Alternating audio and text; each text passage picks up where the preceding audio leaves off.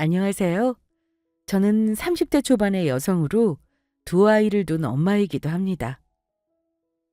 사실 전 얼마 전 저에게 있는 줄도 모르는 가족을 만나게 되었습니다. 바로 저희 친할머니 말이에요. 어린 시절 부모님이 돌아가시고 보육원에 맡겨졌던 저는 알고 보니 할머니라는 가족이 있었더라고요. 하지만 할머니를 만나기까지 전 많은 우여곡절을 겪어야 했습니다. 제가 믿고 의지했던 남편놈에게 큰 배신을 당했으니까요. 언제는 저밖에 없다던 인간이 저를 배신하고 회사 여직원과 바람이나 저와 아이들까지 버리고 집을 뛰쳐나갔던 것입니다. 그때 느꼈던 배신감과 분노는 정말 이루 말할 수 없었죠. 하지만 개만도 못한 남편놈의 인간 같지 않은 행동은 거기서 끝나지 않았습니다. 남편놈과 이혼 후 제가 잘 살게 되자 저에게 돈을 뜯어내기 위해 찾아와서 협박까지 했던 사람이니까요. 물론 그 덕에 남편놈은 쫄딱 망하고 말았지만요. 사실 저의 인생은 어린 시절부터 기고했습니다. 전 어렸을 때 제가 행복한 아이라고 생각하고 살았는데 그게 아니었더라고요. 부모님은 작은 어촌마을에서 어부일을 하셨는데 그만 배를 타고 나가셨다가 돌아가시고 만 것입니다. 하루아침에 전 고아가 되고 만 것이죠. 처음에는 부모님이 돌아가셨다는 게 믿기지 않았어요.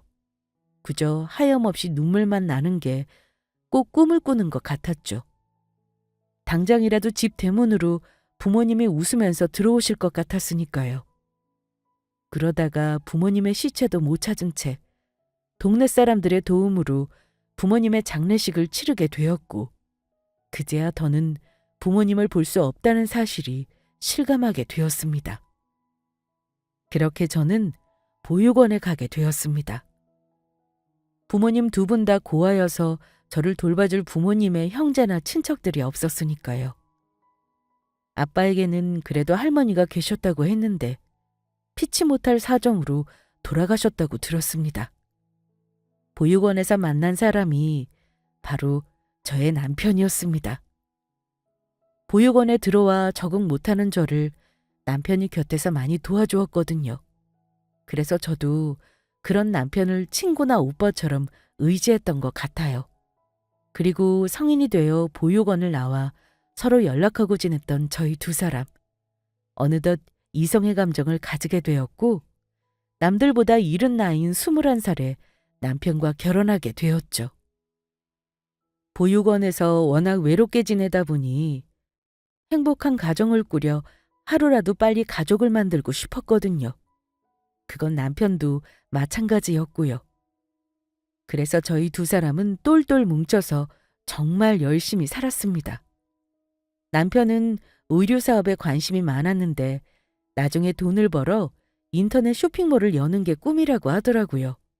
그래서 저도 그런 남편의 꿈을 응원해주며 특수청소 일을 하며 악착같이 돈을 벌었습니다.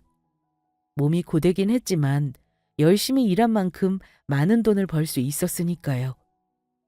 그렇게 2년 정도 일을 하고 나니 남편이 쇼핑몰을 열 수 있는 어느 정도의 여유 자금이 생기더라고요. 그래서 남편은 꿈에 그리던 쇼핑몰을 열게 되었고 전 남편 일을 도우며 함께 낮에는 청소 일을 하고 밤에는 쇼핑몰을 운영하며 정신없이 바쁜 나날을 보냈습니다. 그렇게 1년 동안 정신없이 시간과 노력을 투자하며 일하다 보니 남편의 회사도 자리를 잡으며 쇼핑몰이 대박이 나기 시작했습니다. 그래서 저는 더는 남편 일을 도와주지 않아도 되는 상황이 되었고요. 그제야 남편도 기뻐하며 곁에서 무심양면으로 도와주고 응원해주던 저에게 많이 고마워했습니다. 하지만 저희에게 기쁜 소식은 그뿐만이 아니었어요. 제가 바로 첫 아이를 임신하게 되었으니까요. 그러자 남편은 뛸 듯이 기뻐하며 좋아서 어쩔 줄 몰라 하더라고요. 자기야, 정말 고마워. 내가 아빠가 되다니 정말 믿기지가 않아. 내가 잘 된 것도 이렇게 아빠가 된 것도 전부 당신 덕분이야. 당신을 만나지 않았으면 내 인생이 어떻게 되었을지 상상도 안 가. 앞으로는 내가 고생 안 시키고 행복하게만 해줄게. 그러니까 우리 행복하게만 살자. 아니야. 당신도 열심히 노력했잖아. 나도 우리 아이 생기니까 너무너무 행복하고 좋다. 당신 말대로 우리 지금처럼 서로 아끼고 사랑하면서 행복하게 살자. 음, 내가 약속할게. 절대 당신 울게 하지도 않을 거고 고생도 시키지 않을 거야. 나만 믿으라고. 그래서 그때 저는 남편 사업을 도와주던 일을 정리하며 집에서 저희 아이와 만날 준비를 하게 됩니다. 하지만 그런 장밋빛 인생은 오래가지 못했어요.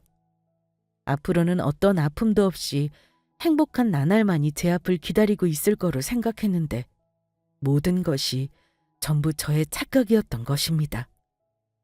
남편이 세상에 둘도 없는 쓰레기로 변할 줄은 그때는 상상도 하지 못했으니까요. 첫 아이가 8살이 되었을 무렵이었는데 남편이 쇼핑몰을 오픈했을 때부터 오랜 시간 저희와 같이 일했던 저와 친하게 지내던 직원에게서 갑자기 연락이 왔던 거예요. 사모님, 큰일 났어요. 김 팀장 큰일이라니? 갑자기 그게 무슨 소리야? 제가 설마 했는데 이젠 도저히 안 될 것 같아서 연락드린 거예요. 사장님이 회사 직원이랑 바람이 났다고요. 우리 남편이 바람이라니? 그 순진한 사람이? 사모님 진짜라니까요. 사장님이 아는 사람이라면서 3년 전에 새로운 여직원 하나를 뽑아서 데리고 왔었거든요. 그런데 뭔가 두 사람이 서로를 대하는 게 야리꾸리한 게 처음부터 분위기가 심상치 않더라고요. 그래도 처음부터 사람을 의심하는 건 아닌 것 같아서 제가 두고 보지 않은 심정으로 지켜보게 되었는데 두 사람 하는 짓이 아주 가관이더라고요. 여직원이 무얼 하든 사장님은 그 여직원만 끼고 돌고 게다가 그 여직원도 사장님 등호에 업고 지가 무슨 회사 사장님 와이프라도 되는 것처럼 옆에 착 달라붙어서 직원들에게 명령질하고 갑질하고 그것 때문에 회사 관둔 직원이 한둘이 아니라고요. 그래서 제가 두 사람 바람난 증거만 잡으면 사모님한테 말씀드리려고 벼르고 있었는데 얼마 전에 저한테 아주 딱 걸렸지 뭐예요. 저번에 재고 확인을 하고 창고 안에 들어갔더니 제가 온 것도 모르고 둘이 좋아 죽으려고 하더라고요. 혹시 몰라서 핸드폰으로 사진이랑 동영상도 찍어놨어요. 지금 보내드릴 테니까 사장님이 보고 확인하세요. 사모님, 마음 잘 진정시키고 멘탈 관리 잘 하셔야 해요. 전 여직원이 보내준 증거들을 보고 충격을 받고 말았죠. 정말로 여직원이 보내준 사진이랑 동영상에는 남편이 상간녀와 바람 피운 장면이 그대로 담겨 있었으니까요. 둘이 꼭 붙어서 껴안고 있는데 순간 억장이 무너지면서 제 눈이 뒤집히는 것 같았죠. 사실 요즘 들어 남편이 가정에도 소홀해지고 저를 대하는 행동도 이상해져서 의심을 하고 있었지만 저의 설마 했던 일이 일어나고 만 것이죠. 제가 이런 놈을 위해 아등바등 살았나 싶은 것이 지금까지 희생에 살아온 시간이 너무너무 아깝고 한탄스럽게 느껴졌습니다. 그래서 전 그날 밤 남편이 퇴근하기만을 기다리고 있었습니다. 모든 사실을 따지고 결판을 지어야 했으니까요. 그런데 제가 이야기를 꺼내기도 전에 남편 놈이 저에게 먼저 폭탄을 던지고 말았습니다. 여보, 나 사랑하는 사람 생겼어. 그래서 하는 말인데 우리 깔끔하게 이혼하자. 더는 당신 얼굴도 지겹고 서로 사랑이 식은 마당에 우리가 같이 살 이유는 없잖아. 대신 양육권은 당신한테 줄 테니까 아이들은 당신이 키워. 난 우리 은수랑 살려면 아이들이 방해가 될 것 같거든. 나 오늘 밤 비행기로 은수랑 해외로 여행 가기로 해서 바빠서 이만 가볼게. 너 미쳤어? 해외여행? 지금 바람까지 피어서 집안을 이 모양 이 꼴로 만들어 놓고 지금 상간녀랑 여행 간다는 말이 나와? 그것도 네 집사람 앞에서? 네가 그러고도 사람이야? 어떻게 부모가 자식까지 버리고 나갈 생각을 해? 내가 네 놈 때문에 그동안 얼마나 희생하고 살았는데. 진짜 그놈의 생색은 초반에 조금 도와준 거 가지고 아직도 우려먹네. 그리고 너만 고생했어? 자식 새끼 먹여 살리느라 나도 고생했어. 그러니까 우리 오늘로 모두 깔끔하게 끝내는 거다. 난 앞으로 나가 살 테니까 찾을 생각도 하지 말라고. 웃기고 있네. 누구 마음대로 깔끔하게 끝내? 니놈이 바람 피운 순간부터 이미 더러운 똥물이 된 걸 어떻게 깔끔하게 끝내? 나는 이혼 못 해주니까 어디 그 더러운 잡것이랑 살든지 말든지 마음대로 해봐. 어차피 귀책 사유 있는 니놈은 법적으로 나한테 이혼 요구 못하게 되어 있으니까. 그리고 저는 너무 화가 나 남편 놈의 멱살을 잡고 말했습니다. 이 나쁜 놈, 네가 어떻게 나한테 이럴 수가 있어? 어떻게 나한테 이럴 수가 있냐고! 그만두지 못하겠어? 이 여자가 정말 미쳤나? 남편은 제 손을 뿌리치며 저를 밀치려고 했습니다. 그러자 방에서 자고 있는 줄 알았던 아이들이 거실로 뛰어나오더라고요. 그리고는 저희 첫째며 둘째며 할 것 없이 어린 고사리 손으로 남편을 때리기 시작했습니다. 아빠 그만해! 왜 엄마 괴롭히려고 그래요? 아빠가 뭔데 우리 엄마 못쓸 그게 괴롭히냐고요? 아빠는 아빠. 아빠 많이 아빠.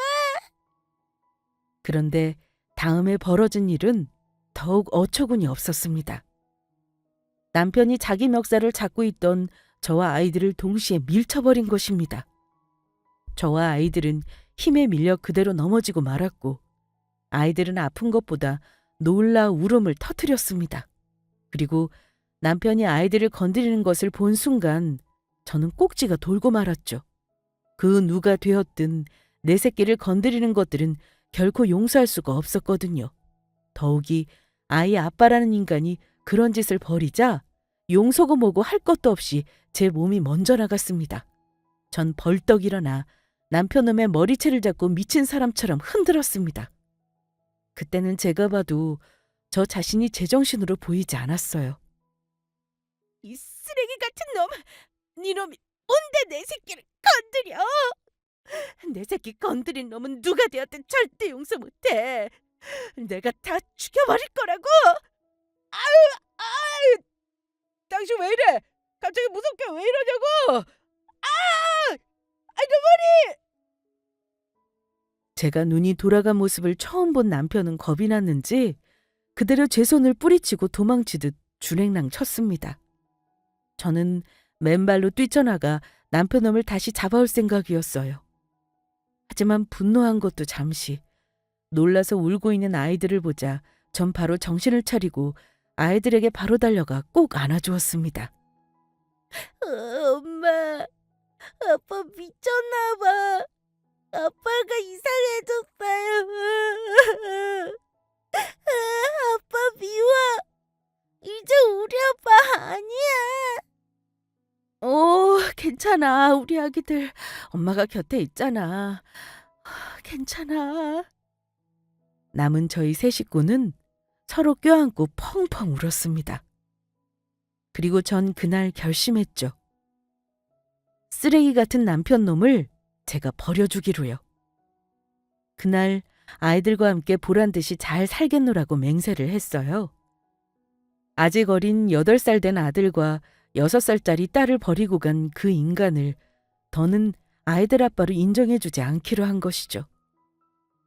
저런 인간을 아이 아빠로 계속 둔다는 것이 아이들을 더욱 불행하게 할 거라는 느낌이 확 들었거든요. 이제는 남편 놈이 잘못했다고 용서를 빌며 다시 돌아온다고 해도 제가 봐줄 생각이 없었습니다. 하지만 남편 놈은 끝까지 쓰레기처럼 구는 것을 멈추지 않았습니다. 상종 못할 최악의 인간이었죠. 제가 남편 놈에게 핸드폰 문자로 이혼을 할 거라고 통보하며 이혼 소송을 해 재산도 제대로 분할받고 남편과 상간녀에게 위자료까지 받아낼 거라고 했거든요. 그러자 제 문자에 온 남편 놈의 답장은 정말 기가 막혔던 것이었죠. 잘 생각했다. 서로 좋은 게 좋은 거라고 우리 깔끔하게 갈라서자고. 그런데 이걸 어쩌나? 너한테 분할해줄 재산이 하나도 없는데 내가 지금 가진 것이 없는 빈털터리라 당신한테 줄 돈이 없다고? 그러니까 나한테 재산 분할해서 돈 받을 생각은 꿈도 꾸지 않는 게 좋을 거야. 이미 남편이 쇼핑몰을 하며 얼만큼 돈을 벌었는지 저도 대충 알고 있는 상태였습니다. 그런데 막상 남편과 이혼을 하게 되어 재산 분할을 하려고 하자 진짜 남편에게는 돈이 없었던 겁니다. 남편 놈은 상간녀를 만나며 진작 저와 이혼할 계획을 세웠던 것인지 가지고 있던 재산을 전부 빼돌려 놓은 상황이었거든요. 어차피 누구의 이름으로 하든 부부 재산은 공동 소유였기에 대부분 남편으로 재산을 관리하고 있었는데 이미 살고 있는 집까지 남편이 저 모르게 대출을 받아놓은 상태였던 겁니다. 그래서 결국 전 재산 분할도 제대로 받지 못하고 남편 놈과 상간녀에게 위자료 몇 천만 원만 받고 끝내야 했습니다. 다행이라면 제가 남편 몰래 모아둔 돈이 있어 남편 놈과 상간녀에게 받은 위자료를 합쳐 아이들과 살 수 있는 월세로 된 원룸과 몇 달 정도 생활할 수 있는 생활비를 마련할 수 있었던 것이죠. 그래서 저는 당장 일자리를 구해 일을 나가기 시작했습니다. 다행히 저에게는 요양보호사 자격증이 있었거든요. 아이들을 낳고 집에서 가정주부로 생활하며 혹시 모를 일을 대비해 자격증을 따놓았던 게 도움이 되었던 겁니다. 하지만 요양보호사를 한다고 돈을 많이 버는 것은 아니었어요. 일단 아직 어린아이들이 있으니 하루 종일 일하는 것이 불가능했기에 시간제로 일을 하게 되니 세 사람이 살아가기는 정말 빠듯했거든요. 그나마 다행이라면 제가 부득이하게 일 때문에 집을 비워야 할 때면 첫째가 저 대신 둘째를 돌봐준다는 것이었어요. 제가 없는 사이 첫째 아이는 제 동생을 씻기고 간식까지 챙겨 먹였으니까요. 그런 모습을 볼 때면 제 가슴은 미어졌습니다. 그러나 오랜만에 나온 사회는 그리 만만한 곳이 아니었어요. 요양보호사라는 직업의 특성상의 문제도 있었지만 정말 많이 힘들었거든요. 제가 돌보는 할머니께서 치매를 앓고 계셨는데 식사를 챙겨드리는 도중에 갑자기 자기 목걸이가 없어졌다면서 저를 의심하며 머리끄덩이까지 잡은 것이었어요. 게다가 가지고 왔던 국까지 제 머리에 쏟아부었고요. 이년아, 내 큰 목걸이 어디다 뒀어? 네 년이 훔쳐갔지? 당장 내 목걸이 내놓지 못하겠어? 내 큰 목걸이 내놓으라고! 여사님, 제가 목걸이를 어디에다 뒀다고 그러는 거예요. 전 훔친 적 없다고요. 그 소리에 방박에 있던 할머니의 아들이며 며느리까지 들이닥쳤습니다. 엄마, 이게 무슨 소리야? 엄마 목걸이가 없어졌다니. 이것이 내 큰 목걸이를 훔쳐갔지 뭐냐? 내가 봤어. 당장 내 목걸이 내놔.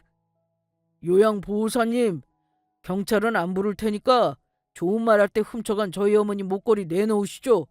저희 엄마 치매라고 우습게 보고 저희 안 보는 사이에 목걸이 훔쳐가신 것 같은데 저희 그리 만만한 사람 아니거든요.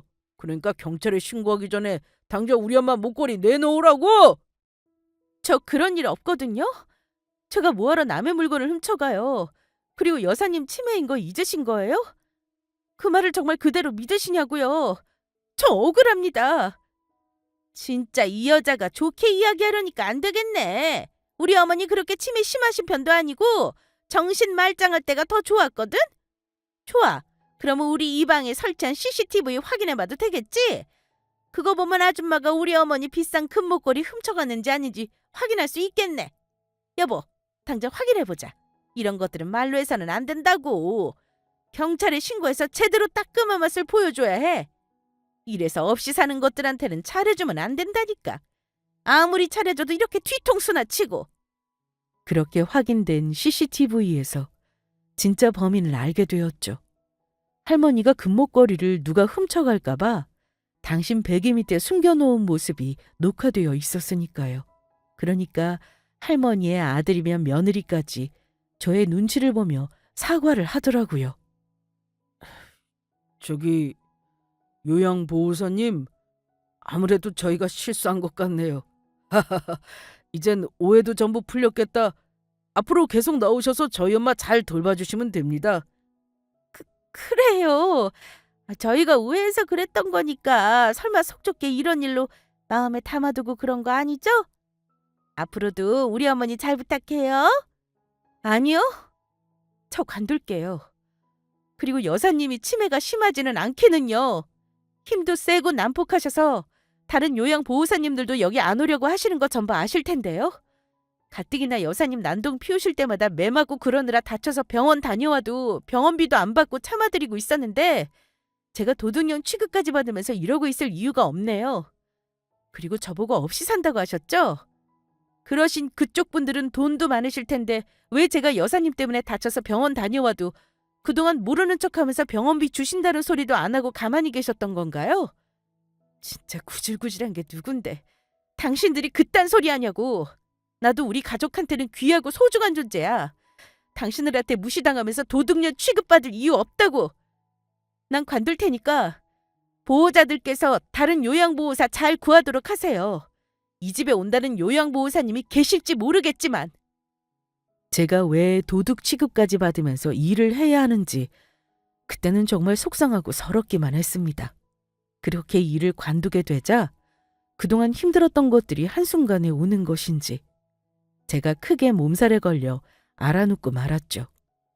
약에 취해 잠들어 있다가 아이들의 말소리와 달그락거리는 소리에 깼는데 제대로 물을 짜지 않아 축축한 물수건이 이마에 올려져 있더라고요. 아무래도 아이들이 제가 잠이 든 동안 제 이마에 올려놓은 것 같았습니다. 그런데 저는 아이들이 벌이는 다음 행동에 그만 눈물을 흘리고 말았습니다. 아픈 엄마를 챙기겠다면서 아이들이 저 대신 저녁 밥상을 차려 두 아이가 힘을 합쳐 상을 들고 저에게 오는 것이었어요. 어설픈 솜씨로 준비한 거라 그릇에 엉망으로 푼 밥에 김치밖에 없었지만 엄마를 생각하는 아이들의 마음이 그대로 담겨 있었습니다. 엄마, 혜진이랑 제가 엄마 밥 먹으라고 차려왔어요. 엄마, 혜진이랑 오빠랑 같이 밥 먹어요. 엄마 아프다고 차려준 거야? 혜동아, 혜진아, 엄마가 잘 먹을게. 정말 고마워.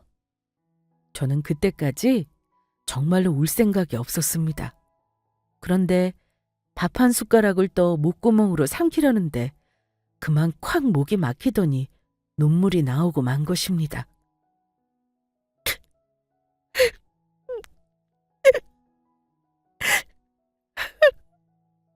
엄마, 왜 그래요? 아직 많이 아파요? 그러면 우리 빨리 병원 가요. 제가 아래 내려가서 택시 잡을게요. 엄마, 혜진이가 엄마 옷 가지고 올게요. 잠깐만요. 아이들의 말에 저는 두 아이를 꼭 껴안고 펑펑 울고 말았습니다. 몸과 마음이 버틸 수 없을 만큼 많이 힘들고 아프긴 했지만 사랑스러운 아이들의 모습에 저도 모르게 힘이 생기더라고요. 아니야. 엄마가 우리 혜동이랑 혜진이가 차려준 밥이 너무 맛있어서 그래. 엄마 이제 하나도 안 아파. 다 나았어. 엄마한테 맛있는 밥 차려줘서 혜동이 혜진이 정말 고마워. 저는 그날 저희 아이들이 차려준 세상에서 제일 맛있는 밥을 먹으며 기운을 차릴 수 있었습니다. 그리고 다시 일을 나갔죠. 그런데 아무리 생각해도 지금의 일로만은 생계가 유지하기 어렵겠더라고요. 그렇다고 야간 일을 더 잡자니 요양보호사라는 직업이 체력적으로나 정신적으로 워낙 힘든 일이라 무리가 될 것이 뻔해 보였습니다. 그래서 어디 파트타임으로 일할 곳이 없나 아르바이트 자리를 알아보게 되더라고요.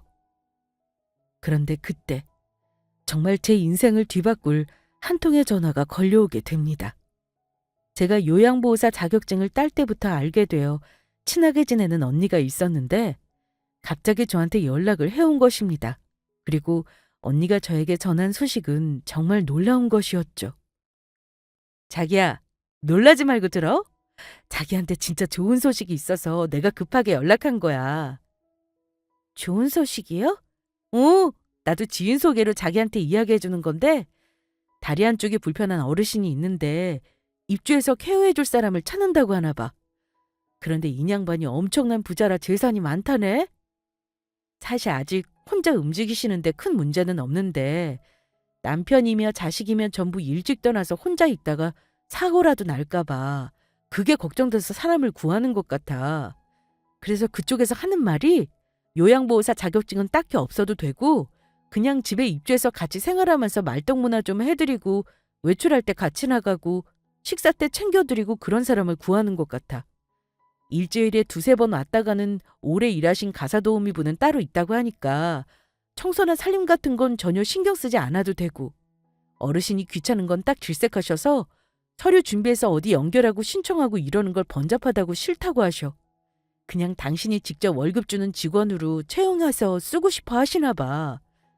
그래서 자기 사정 말하니까 아이들도 데리고 와서 같이 입주해서 살아도 된다고 했어. 당연히 휴일은 챙겨줄 거라고 하시고 돈 많은 양반이라 그런지 월급도 많아. 한 달에 400만 원씩 준단다. 그 정도면 대기업 다니는 사람 월급이랑 비슷한 거 아니야? 어때? 이만하면 정말 괜찮지? 언니, 저 그 일 할래요. 제가 꼭 하고 싶어요. 안 그래도 사실 요즘 힘들어서 다른 일이라도 파트타임으로 알아볼까 했었는데 언니, 정말 감사해요. 자기야, 울지 마. 지금까지 씩씩하게 잘해놓고 이제 울긴 왜 울어? 사실 우리 애아빠랑 애들만 아니면 내가 하고 싶은 건데 나도 챙겨줘야 할 가족이 있으니까 남 줄 거면 차라리 자기한테 소개해주는 게 낫겠다 싶어서 이야기한 거야. 네, 언니. 정말 감사해요. 제가 이 은혜는 평생 잊지 않을게요. 제가 언제 맛있는 밥 한번 사드릴 테니까 만나요. 그래, 알았어, 자기야. 나 이제 일하러 나가봐야 해서 나중에 다시 통화하자. 네, 언니. 저는 그렇게 갑자기 찾아온 행운을 붙잡고 면접을 본 후 친한 언니가 소개시켜준 여사님 집으로 아이들과 입주해 들어가 살게 되었습니다. 물론 그 전에 근로계약서도 쓰고 살고 있던 원룸도 정리하게 되었고요. 그런데 역시 잘 사는 부잣집은 다르더라고요. 무슨 영화나 드라마에 나올 법한 넓은 정원에 으리으리한 집이 딱 봐도 입을 다물지 못하겠더라고요. 게다가 저와 아이들이 쓰라고 내어준 방도 정말 좋았습니다. 저를 고용하신 여사님이 특별히 배려해 주셔서 방도 2개나 내어주시고 방 근처에 넓은 욕실과 화장실도 있었으니까요. 아이들은 그 전에 살던 원룸보다 좋은 집에 살게 되어 좋다고 아주 신이 나 있었어요. 우와, 엄마, 여기 천국이에요. 뭐 천국? 아니, 앞으로 우리가 살게 될 집이야. 대신에 여기 집주인이신 여사님 말씀 잘 들어야 해? 여사님이 특별히 우리 여기 살게 해주시고 엄마 월급도 주시는 분이니까. 알겠지? 네, 엄마. 그렇게 저는 여사님 집에서 일을 시작하게 되었습니다. 그런데 첫날부터 약간의 생각지 못한 일이 발생했어요. 사실 제가 면접 볼 때도 느낀 것이지만 제가 간병을 하게 된 여사님이 정말 좋으신 분이었거든요. 그것도 제가 생각했던 것 이상으로. 여사님, 많이 부족하겠지만 앞으로 잘 부탁드립니다. 불편한 사항이 있거나 바라시는 것이 있으면 언제든지 편히 말씀해 주세요. 그런데 아이들은 어디 갔어요? 오늘 공휴일이라 유치원이랑 학교도 다 닫았을 텐데 아이들이 보이지가 않네요. 아, 혹시 여사님 계시는데 불편하실까 봐 아이들 보고 방에 있으라고 했어요. 그러니 신경 쓰지 않으셔도 돼요. 예전에 원룸 살 때도 둘이 자주 있어 봐서 괜찮아요. 아유, 뭐야? 그래도 앞으로 우리 집에서 몇 년은 일하게 될지도 모르는데 그러면 쓰나? 어떻게 크는 아이들을 계속 방 안에만 있으려고 그래? 아이들이 한창 뛰어놀 나이인데 갑갑하지 않겠어요? 마음껏 돌아다녀도 되니까 밖에 나오고 싶으면 나와서 지내라고 해요. 저기 마당에서도 좀 뛰어놀고. 그래도 이렇게까지 하면 제가 너무 죄송해서요. 여사님께서 불편하시지 않으시겠어요? 괜찮아요. 아이들 데리고 들어온다고 했을 때부터 이미 각오한 일이라고. 그런 것도 생각 안 하고 내가 아이들을 데리고 오라고 했겠어요? 다른 곳은 전부 돌아다녀도 되고 내 옷방이랑 내 방에만 안 들어오게 하면 돼요. 나도 어디 사람 북적거리면서 사는 게 어떤 건지 구경 좀 해보자고. 사람이랑 부대끼면서 사는 게 하도 오래돼서 그게 어떤 건지도 까먹어버렸네. 여사님의 배려에 저는 아이들을 방에서 나오게 할 수 있었습니다.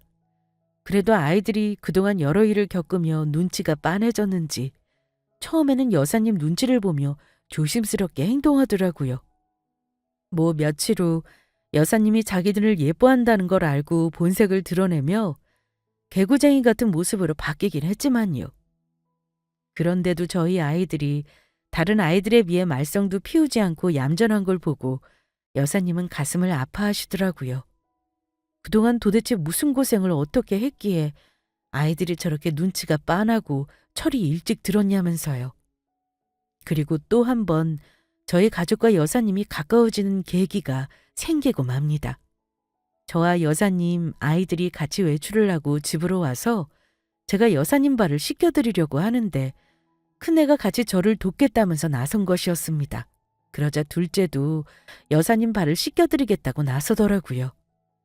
엄마, 나도요. 나도 할머니 발 씻어줄래. 안 돼. 그냥 둘 다 까불지 말고 가만히 있어. 너희들 자꾸 그러면 여사님이 불편해하신단 말이야. 나는 괜찮아요. 어디 우리 꼬맹이들이 얼마나 잘하는지 이 할머니가 좀 볼까? 네, 할머니. 할머니, 제가 오빠보다 더 잘할 수 있어요. 아니야, 내가 더 잘해. 그래, 그래. 둘 다 정말 잘하네. 에휴, 장한 것들. 아이들은 고사리 같은 손으로 여사님 발을 정말로 열심히 닦아드렸습니다. 마녀 어설퍼 제대로 닦아드리진 못했지만 그래도 여사님은 연신 잘했다면서 칭찬해 주셨죠. 그렇게 여사님과 지내다 보니 저희는 얼마 안 가 여사님과 가족 같은 사이로 변하고 말았습니다. 그래서 여사님도 제가 이야기해 저희 사정에 대해 자연스레 알게 되었고요. 이상하게도 여사님은 오래전부터 알고 있던 사람처럼 편하게 느껴져 저도 모르게 제 이야기를 술술하게 되었습니다. 제가 여사님께 부탁해 편히 말씀 놓으시라고 말씀드리며 여사님이 저의 이름을 부르게 해드렸고요. 여사님이 나이가 지긋하셔서 제게 가족이 있다면 아무리 못해도 저희 할머니 뻘이었으니까요. 그렇게 여사님 집에서 일한 지 한 달 정도 되었을까. 저에겐 정말 생각지도 않은 일이 벌어지고 맙니다. 그건 정말 저의 인생을 뒤바꿀 일이었어요. 그날은 여사님이 아이들에게 간식을 사주고 싶다고 하셔서 다 같이 산책도 할 겸 가까운 편의점에 다녀온 길이었거든요. 그래서 다 같이 거실에서 쉬며 저는 여사님과 아이들이 먹을 차와 간식을 준비하고 있는데 여사님이 저희 둘째 행동에 소스라치게 놀라고 말았습니다. 저희 둘째는 제 지갑에 든 물건을 꺼내 가지고 노는 걸 좋아했는데 그날도 여사님 앞에서 자연스레 제 지갑을 꺼내 놀고 있었습니다. 그런데 그런 저희 딸아이가 노는 모습을 구경하시던 여사님이 저희 부모님 사진을 보더니 화들짝 놀라시며 말씀하신 것이었습니다. 정혜야, 이 사진 어디서 난 거니? 여기 사진에 있는 이 두 사람 너랑 무슨 관계야? 아, 그거 저희 부모님 사진인데요. 갑자기 그건 왜요? 그게 무슨 소리야? 그러면 네가 우리 수혁이 딸이란 말이냐? 네가 정말 수혁이 딸이야? 여사님이 저희 아빠 이름으로 어떻게... 그러자 여사님은 눈물을 흘리시더니 다급히 저를 끌어안으셨습니다. 아이고 내 새끼. 내 새끼를 코앞에 두고도 못 알아봤네. 정혜야, 내가 네 할미다. 내가 바로 네 친할미라고. 뭐라고요? 여사님이 저희 할머니시라고요? 분명히 아빠가 저희 할머니는 돌아가셨다고 했는데. 정말로 여사님이 저희 할머니세요? 사실이냐고요? 그래, 내가 네 알미다. 그놈이 우리 손녀딸이 나 미워할까 봐 솔직하게 이야기하지 않았나 보네. 그동안 혼자서 얼마나 고생이 많았어. 이 할미가 늦게 알아봐서 미안해. 미안하다, 정혜야. 할머니. 저희는 그렇게 서로를 꼭 끌어안고 한참 동안을 펑펑 울었습니다. 그러자 아이들도 놀라 저희를 안고 같이 울더라고요. 할머니는 그런 저희 아이들을 꼭 안아주셨습니다. 그리고 어느 정도 진정이 된 후 할머니에게 왜 저희 부모님이 시골 어촌에서 저를 낳고 살게 되었는지 그 사정을 들을 수 있었습니다. 엄마와 아빠가 처음 만났을 당시 저희 아빠는 명문대를 다니는 학생이었고 저희 엄마는 고아에 식당에서 일하는 종업원으로 할머니의 보시기에는 저희 엄마는 당신의 며느리로 받아줄 수 없는 변변치 않은 사람이었다고 합니다. 할아버지가 일찍 돌아가셨지만 물려주신 사업으로 그때도 할머니는 대단한 집안의 사람이었으니까요. 그래서 아빠가 엄마와 결혼을 하고 싶다고 데리고 왔을 때 반대를 하셨다고 해요. 결국 아빠는 엄마와 살겠다면서 집을 나가버렸고 할머니도 그런 아빠가 괘씸해 찾지 않았다고 합니다. 그리고 할머니가 후회를 하게 된 계기는 저희 아빠와 엄마를 찾으려다가 사고로 돌아가셨다는 소식을 듣게 되었을 때였다고 합니다. 그 충격에 할머니는 쓰러지셨고 몇 년 동안 병마와 싸우느라 저라는 존재를 찾을 생각도 하지 못하셨다고 해요. 그 후유증으로 한쪽 다리를 절며 지팡이를 짚게 되셨고요. 게다가 할머니가 저희 아빠와 엄마를 찾았을 무렵에는 제가 살던 어촌 마을도 사라지고 없는 상태여서 저에 대해 알 방법이 없었다고 하더라고요. 그래서 저도 이상해서 알아보니 그때 행정 처리에 오류가 있었던 것인지 아빠와 엄마 사이에 형제나 부모가 없다고 나와 제가 보육원에 맡겨졌던 것 같더라고요. 그 할머니는 진작 저희 아빠와 엄마 사이를 허락할 걸 후회를 하셨다고 합니다. 그래서 모든 가족들이 떠나고 혼자 살게 된 것도 하늘에서 벌을 주시나 보다 생각했다고 해요. 저를 만나기 전까지는요. 할머니는 부모님을 먼저 보낸 저를 보며 많이 미안해하셨고 앞으로는 걱정하지 말라고 하셨습니다. 이제부터는 할머니가 저와 아이들을 지켜주고 보호해 줄 거라면서 저를 만나기 위해 할머니가 그동안 죽지 않고 살아있었던 것 같다고 하셨습니다. 저는 가족이 모두 죽고 없다고 생각했던 그때 할머니를 만나 너무너무 행복했습니다. 왜 할머니를 보며 처음 보는 사람인데도 친근하게 느껴지고 좋았는지 알 것 같더라고요. 제 할머니니 그냥 본능적으로 저도 모르게 끌리고 있었던 거예요. 나중에 들어보니 할머니도 저와 비슷하셨다고 하더라고요. 처음에는 아이들까지 입주해서 들어온다는 말에 혼자인 사람을 구할 수도 있었지만 얼마나 힘들면 그렇게까지 하나 가여운 마음에 받아주었다고 해요. 그러다 저도 그렇고 아이들도 그렇고 막상 보니 남 같지 않고 너무 좋고 끌렸다고 하네요. 그래서 저희는 그동안 하지 못했던 이야기들을 풀며 그날부터 다 같이 할머니 방에서 잠을 자게 되었답니다. 그동안 있었는지도 모르는 존재였지만 서로 너무 그립고 보고 싶었던 존재였으니까요. 그렇게 저희는 세 가족에서 네 가족이 되었습니다. 그 후 할머니와 유전자 검사를 하며 제가 할머니 손녀인 것을 확실하게 확인하게 되었고요. 그런데 그런 저희 행복을 방해하는 뜻밖의 복병이 등장하고 맙니다. 제가 할머니를 찾았다는 소식을 어떻게 안 건지 전화번호까지 바꾼 저에게 전 남편 놈이 연락을 해온 것입니다. 그러면서 꼭 할 말이 있다면서 만나자고 하더라고요. 제가 만나주지 않으면 법적으로 소송해 아이들 양육권을 뺏어올 거라면서요. 그래서 전 어쩔 수 없이 전 남편 놈을 만나주게 됩니다. 그런데 쓰레기는 어쩔 수 없는 쓰레기인지 전 남편 놈의 입에서 나온 말은 정말 가관이더라고요.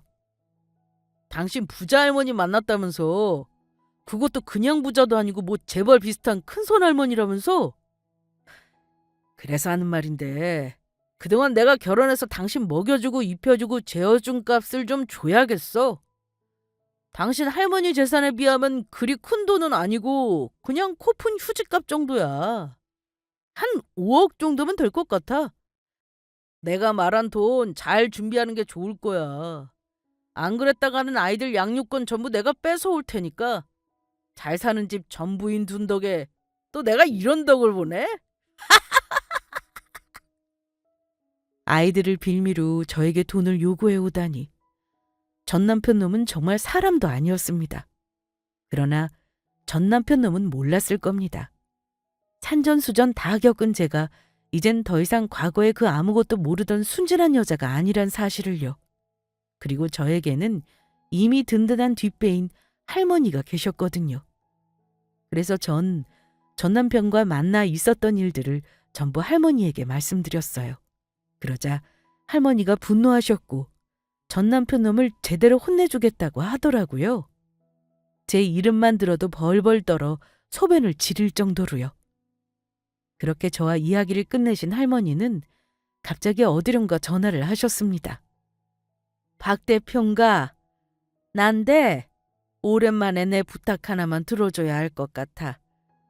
별일은 아니고 자꾸 주변에 똥파리가 날아다녀서 좀 잡아달라고.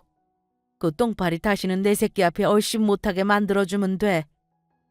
할머니와 전화가 끝나고 얼마 뒤 전 남편에게 만나자는 연락을 했어요. 그러자 전 남편 놈은 제가 자기가 말한 돈을 주기 위해 만나자고 한 거라 생각한 건지 아주 신이 나 있더라고요. 전 남편과는 서울 외곽에 있는 카페에서 만나기로 했는데 전 남편 놈을 만나자마자 그놈의 기대를 와장창 깨뜨려 버렸습니다. 내가 말한 5억은 잘 준비된 건가?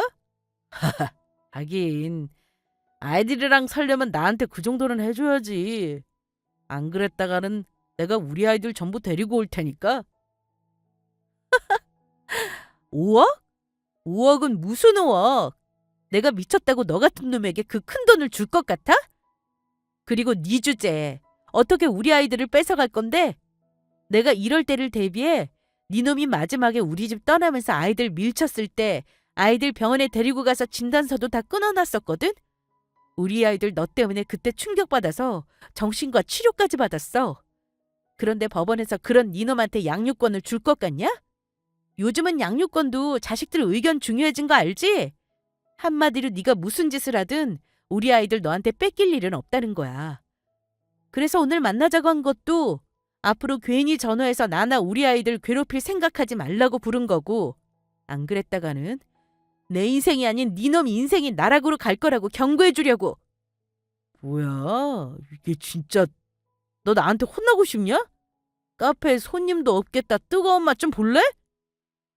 하지만 전 남편 놈의 협박은 오래가지 못했습니다. 그때 바로 저희 할머니가 나타나셨으니까요. 사실 전 남편을 만나러 오면서 할머니도 같이 왔었거든요. 누가 감히 우리 하나밖에 없는 소녀딸한테 손찌검을 하려 들어? 게다가 저는 할머니랑만 같이 온 게 아니었어요. 바로 할머니가 고용한 경호원분들도 같이 왔었거든요. 카페가 조용했던 것도 이곳이 할머니 소유라 하루 동안 장사를 하지 않고 비워둔 상태였기 때문이었죠. 경원들은 저를 때리려고 한 전 남편을 보자마자 재빨리 팔을 꺾어 제압하며 할머니 앞에 무릎 꿇게 만들었습니다. 그러자 전 남편 놈은 겁을 먹고 쩔쩔매더라고요. 이거 왜 이러세요? 놓으라고요! 어디 방금 전에 한 이야기 다시 꺼내봐. 우리 선이한테 뭐라고 했는지 다시 한번 그 더러운 주둥이로 나불거려 보라고! 감히 바람 피어서 우리 손녀도 모자라 증손주들 눈에까지 피눈물 흘리게 만들어 놓고 감히 돈을 노리고 협박을 해? 잘못했습니다. 한 번만 용서해 주세요. 네 놈이 말한 5억이고 뭐고 난 땡전 한 푼 줄 수 없으니까 그렇게 알아. 그리고 네 놈이 우리 애들 건드리면 어떻게 되는지 보여주려고 내가 한 가지 한 일이 있는데 네 놈 매장에 들어가 있던 쇼핑몰들에서 얼마 전에 전부 입점 취소됐지? 그걸 어떻게... 어떻게긴. 네 놈 하는 짓을 용서할 수가 없어서 내가 니놈 어떤 놈인지 알리고 전부 취소시켜버리게 만들었지. 내가 이래봬도 아주 발이 넓거든. 알고 보니 니놈 입점시켰던 쇼핑몰들에서도 니놈 샵에서 산 물건들이 문제가 많은지 고객들한테 자꾸 항의가 들어와서 입점 취소시키려고 했었다고 하지 뭐야. 게다가 여자들 입는 옷 판매한다는 놈이 바람까지 펴서 지 마누라 피눈물 흘리게 만들었는데 그거 소문나면 쇼핑몰까지 피해 있고 난리가 날 텐데 미쳤다고 니놈이랑 계속 일을 하려고 하겠어? 고객들이 그 사실을 알면 쇼핑몰까지 피해 입는다고 아주 학을 떼더라. 이제야 니놈이 누구를 건드린 건지 감이 오냐? 할머니, 제가 잘못했어요. 제발 넓은 아량으로 저한테 다시 한번 기회를 주시면 안 될까요? 사실 계속 매출이 떨어져서 회사가 어려워지고 있었는데 입점했던 쇼핑몰들에게서도 갑자기 입점까지 취소시켜서 회사가 당장 망하게 생겼다고요. 직원들 월급 밀린 지도 오래됐고 회사 임대료도 못 내고 있다고요. 그래서 어쩔 수 없이 집사람 만나서 돈 달라고 협박하게 된 겁니다. 저 이러다 진짜 길거리에 나앉게 생겼다고요. 그거 아주 꼬시네. 내가 미쳤다고 우리 손녀 눈에서 피눈물 나게 만든 너 같은 놈을 도와줄 것 같냐? 바람 피우지 않고 우리 손녀랑 잘만 살았어도 이런 일은 없었을 텐데. 그거 아주 쌤통이다. 다시 한번 우리 손녀 딸한테 찾아와서 못살게 괴롭혔다가는 니놈 인생 사는 게 얼마나 고단한지 알려주게 만들 테니까 내 말 똑똑히 기억하는 게 좋을 거야. 이 상종 못할 개만도 못한 놈아! 전 남편 놈은 할머니 말에 겁을 먹고 경호원분들이 놓아주자마자 줄행랑을 쳐버렸습니다. 그리고 다시는 저에게 연락하는 일도 없었고요. 그리고 얼마 후 전 남편을 알고 있는 지인에게서 듣게 된 소식은 아주 통쾌한 것이었습니다. 전 남편의 쇼핑몰은 결국 망하게 되었고 그러자 상간녀가 전 남편 재산을 들고 도망을 갔다는 것이었어요. 알고 보니 전 남편 놈이 상간녀와 살기 위해 저와 오랫동안 이혼을 준비하며 본인 재산을 전부 상간녀 명의로 빼돌려 놓았더라고요. 가족도 아니고 남을 뭘 믿고 그랬는지 모르겠지만 그 멍청한 행동 덕에 전 남편 놈은 알거지가 되어버렸고요. 빚만 잔뜩 진 빚쟁이가 되었던 것입니다.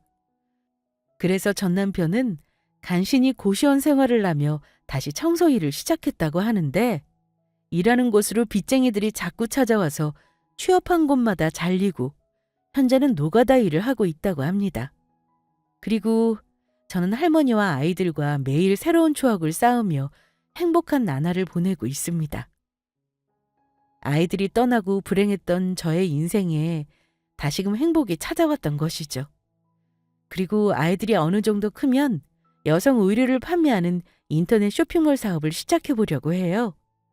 사실 남편 회사가 잘 되었던 것도 저의 도움이 컸거든요. 초반 쇼핑몰 홍보며 상품 개발이며 제품 사진 찍는 일까지 제 손을 거치지 않은 것은 없었으니까요. 그래서 할머니가 제 사업의 투자자가 되어 적극 도와주시겠다고 약속하셨습니다. 당분간은 아무 생각 안 하고 가족들과 행복한 시간을 보낼 예정이긴 하지만요. 그러면 여기서 그만 제 사연을 마치도록 하겠습니다. 모두 끝까지 들어주셔서 감사합니다.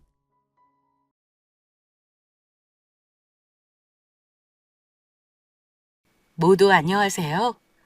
저는 서울 합정동에 살고 있는 30대 초반의 여성으로 제가 이렇게 사연을 올리게 된 이유는 제가 지금의 남편을 만나기 전 당했던 아주 기가 막힌 사연 하나를 여러분들에게 전해드리기 위해서입니다. 이 일은 불과 3년 전 일인데요. 그때까지만 해도 전 지금의 남편을 만나 결혼하게 될 거라곤 상상하지 못했습니다. 왜냐하면 그때 저는 지금의 남편이 아닌 다른 예비 신랑과 앞날을 약속하며 결혼까지 준비하고 있었으니까요. 물론 악독한 예비 시어머니의 방해로 저희 결혼식 날 당일 결혼식장 안이 아수라장이 되며 결혼식이 취소가 되긴 했지만요. 그런데 정작 결혼식이 취소되자 예비 시어머니가 다시 저와 예비 신랑이 결혼식을 올려야 한다면서 난동을 부리더라고요.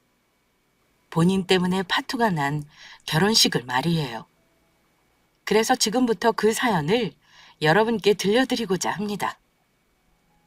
그때 예비 신랑과 만나게 된 것은 아주 우연한 계기였습니다. 회사에서 퇴근을 하고 밖으로 나오는 길, 회사 근처 역 앞에서 폐지를 줍는 할아버지가 종이 상자가 가득 실린 리어카를 끌고 제 앞을 걸어가시는 거예요. 그래서 제가 뒤에서 밀어 도와드리게 되었죠. 할아버지 집이 근방이라고 하셔서 거기까지만 도와드리면 될 것 같았거든요. 그때는 더운 늦여름의 저녁 때였고 저는 그렇게 땀을 뻘뻘 흘리며 할아버지의 리어카를 뒤에서 밀고 있었습니다. 그런데 그때 제 옆에서 친절한 음성의 남자분의 목소리가 들리는 거예요.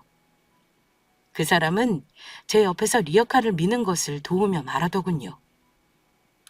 괜찮으시면 저도 같이 도와드려도 될까요? 네? 아, 네, 감사합니다. 남자분은 깔끔한 인상이 훤칠한 사람이었어요. 그래서인지 할아버지의 리어카를 밀어드리면서 저도 모르게 그 남자분을 의식하게 되더라고요. 할아버지 리어카를 밀어드리느라 제가 그때 땀을 많이 흘렸는데 혹시 제 몸에서 땀 냄새가 나는 건 아닌지 걱정이 될 정도였으니까요. 다행히 할아버지 집 앞까지 무사히 도착할 수 있었고 저는 남자분에게도 고생하셨다고 인사를 드리고 집으로 향하려 했어요. 그런데 남자분이 조심스럽게 저에게 묻는 것이었어요. 저 죄송한데 많이 더워 보이시는데 괜찮으시면 제가 음료수 한 잔 사드려도 될까요? 오는 길에 보니까 근처에 카페도 많던데 저도 너무 더워서 그냥 역까지 돌아가기는 힘들 것 같아서요. 저는 그때 너무나도 당황하고 말았습니다. 아무리 같이 폐지 줍는 할아버지의 리어카 끄는 일을 도와드리긴 했지만 남자가 그런 이유로 이성에게 음료수를 사주겠다는 말을 쉽게 할 리는 없다는 것을 알고 있었으니까요. 아무래도 그 남자분은 저에게 관심이 있는 듯 했습니다. 하지만 저도 싫지는 않았어요. 깔끔한 인상도 마음에 들었지만 손수 나서 할아버지를 도와주는 따뜻한 그의 마음이 마음에 들었다고나 할까요? 그런데 제가 아무 말이 없자 그걸 거절의 의사로 받아들인 것인지 남자분은 부끄러웠는지 금세 얼굴을 붉히며 자리를 떠나려 하더라고요. 아, 혹시 싫으신가요? 제가 괜스레 불편하게 해드린 것 같네요. 그럼 이만 가보겠습니다. 조심히 들어가세요. 아니에요. 음료수 사주세요. 마침 저도 너무 목이 말랐는데 잘 됐네요. 그래도 될까요? 그게 예비 신랑과 저의 첫 만남이었습니다. 예비 신랑은 제가 생각했던 것보다 더 좋은 사람이었고 저희는 빠르게 가까워지며 사귄 지 1년쯤 되었을까 결혼을 약속하게 되었습니다. 그래서 저는 예비 신랑의 집으로 처음 시어머니께 인사를 드리러 가게 되었는데 괜히 긴장이 되고 마음이 떨리더라고요. 예비 시어머니께서 저를 마음에 들어하지 않으시면 어쩌나 하는 걱정에 별의별 생각이 다 들었습니다. 사실 저는 아빠가 일찍 돌아가시고 안 계셨는데 요즘엔 그런 일로 흠을 잡으면 욕을 먹을 만큼 그런 거로 트집을 잡는 시댁은 없어졌다고 했지만 막상 인사를 드리러 간다고 하니 걱정이 되었던 거예요. 그러자 예비 신랑은 저를 다독이며 응원해 줬습니다.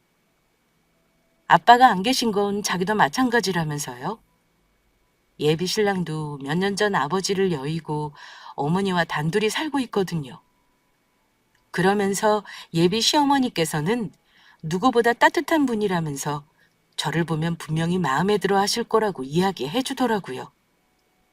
저는 예비 신랑의 말에 힘을 얻고 시댁으로 인사를 드리러 가게 되었습니다.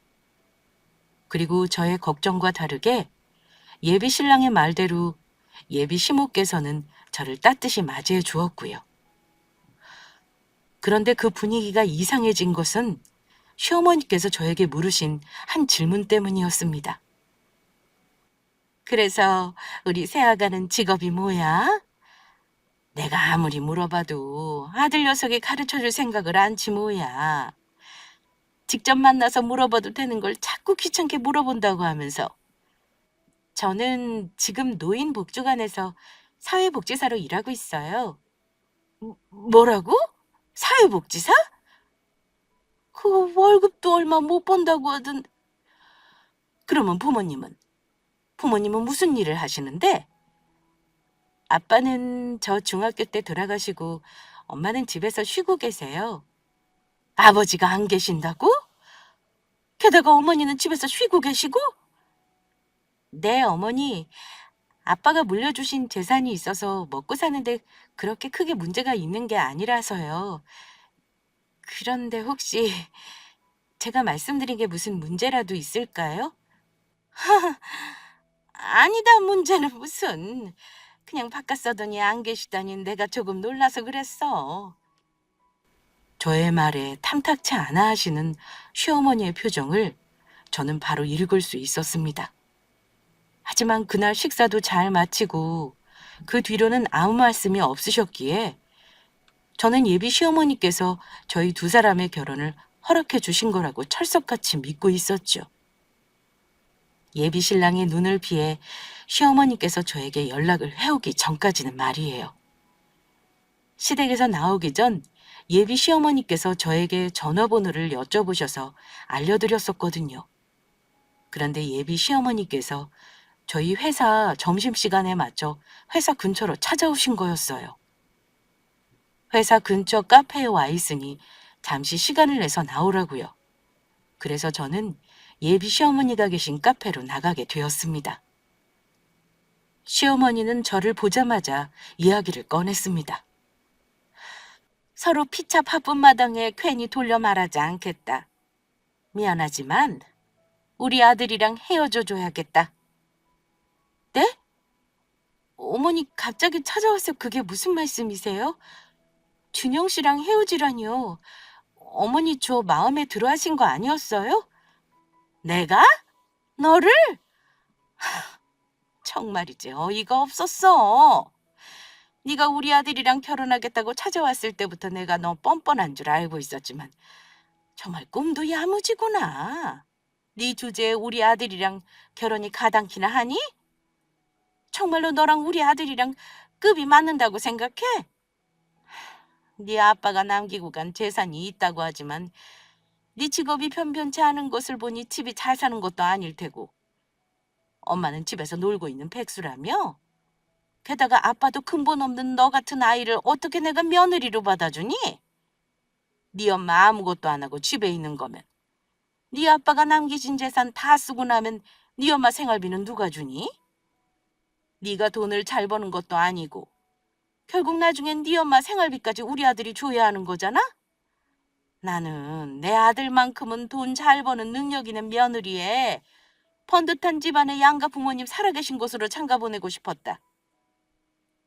우리 아들이 어디 보통 아들이니? 좋은 명문대 나와서 대기업까지 다니는 누구나 다 신랑감으로 탐내는 잘난 아들이란 말이다. 너보다 훨씬 잘난 것들도 우리 아들이랑 결혼하고 싶어서 안달이란 이야기지. 그러니 네가 주제를 알면 알아서 물러서는 게 맞는 거다. 나는 너희 두 사람 결혼 허락 못하니까 그렇게 알아. 그러면 난 할 말 다 한 거 같으니 이만 가보마. 그리고 만약 오늘 우리 두 사람 만난 거 우리 아들한테 이야기하기만 해봐. 그때는 내가 정말 너 가만히 안 둘 테니까 내 말 명심하는 게 좋을 거다. 예비 시어머니 말에 충격을 받고 저는 한동안 가만히 그 자리에 우두커니 앉아 있었습니다. 사람을 무시하며 차마 입으로 뱉어선 안 될 말까지 뱉으며 저를 무시하는 예비 시어머니의 태도에 큰 상처를 받은 것이죠. 그것도 저를 아빠가 없다는 이유로 근본 없는 것이라 말하며 제 직업과 저희 집에 돈이 없다는 생각에 멸시하면서요. 사람을 물질적인 면으로 따지면 안 된다고 생각하지만 예비 시어머니의 기준으로 따진다면 저희 집안은 결코 변변치 않은 집안이 아니었습니다.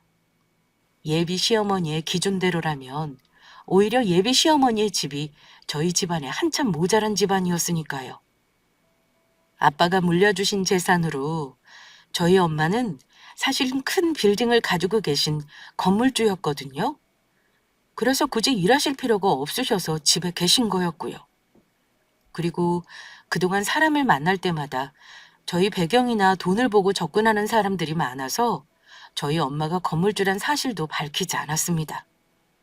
저희 엄마도 사람은 사람 그대로 평가해야지 가지고 있는 재력으로 사람을 평가하며 상대하면 안 된다고 말씀하셨고요. 아빠가 돌아가시고 엄마는 몇 번 크게 사기를 당할 뻔한 경험도 있어 엄마와 전 항상 조심할 수밖에 없었습니다. 그렇게 어릴 때부터 조심하며 교육을 받고 자랐기에 저도 저희 집이 돈이 많다는 사실을 티를 내지 않고 자랐습니다. 그래서 저희 엄마가 건물주라는 사실도 예비신랑과 서로 미래를 약속하게 되어 이야기하게 되었고요. 제가 그동안 엄마가 건물주란 사실을 밝히지 않은 이유에 대해 설명을 하자 예비신랑은 그런 제 마음을 이해해 주었습니다. 게다가 저희 엄마가 건물주란 사실을 알고도 변하지 않고 저를 대하는 한결같은 예비신랑의 태도는 더욱 그를 깊이 믿고 신뢰하게 했고요. 그래서 예비 시어머니에게 인사를 드리러 간 후 시어머니의 태도를 보며 조금 걱정하지 않는 건 아니었지만 예비 신랑을 보며 이런 일로 예비 시어머니께서 저희 두 사람의 결혼을 반대하실지 몰랐던 것입니다.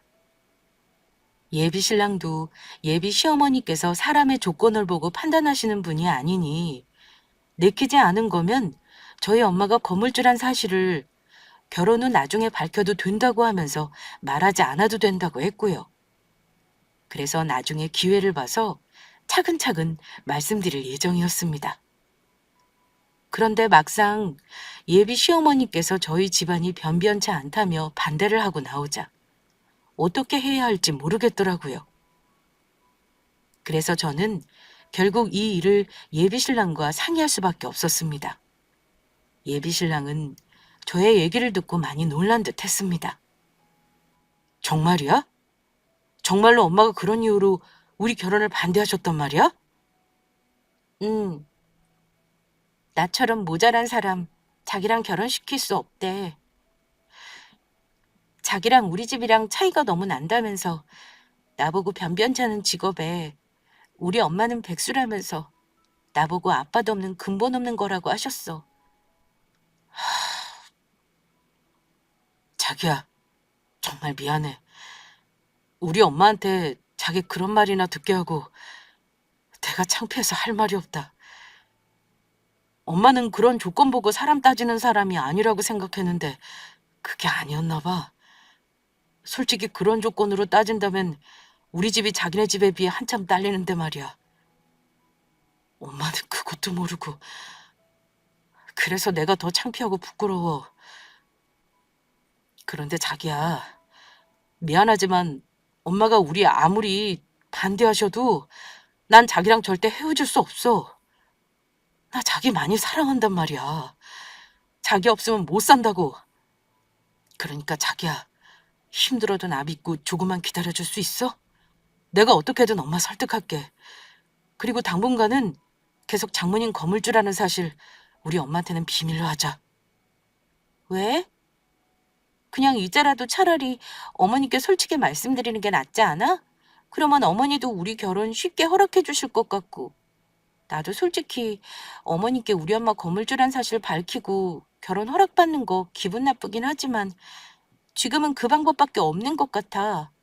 아니, 엄마가 자기 조건 보고 반대하신 거라면 더더욱 이야기 들으면 안 될 것 같아. 사람을 조건으로만 판단하는 건 절대 해서는 안 될 일이라고.